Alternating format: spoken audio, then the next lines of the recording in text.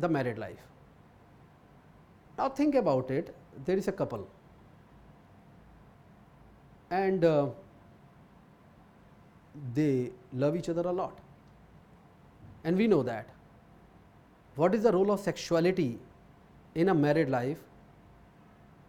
I personally feel that it is not something which is, people say that it is a, now even court says that it is an important aspect, but it is not the mainstay of that married life. The marriage cycle is a well defined cycle which start, if it is an arranged marriage or something like that, or even a love marriage, it starts from a lust where sexuality is too much. With due course of time, the lust start converting in love, where your love is beyond sexuality, it is more of the emotional connect. From that love then it converts in care, and finally every married life finally converts in care only. And when it converts in care, where you are caring for each other, sexuality takes a backseat, very backseat.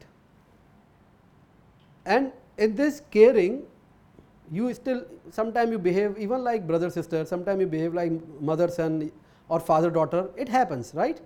A lot of situation. Husband might behave like a father, or wife might behave like a mother. In emotional situation, the wife is behaving like a sister. Emotional situation, husband is behaving like a brother. These all things keep on happening in a married life, and sexuality takes a back seat, and they are in a equilibrium with each other. Now here we are talking about two people together, very important to understand it. Now let's take an example.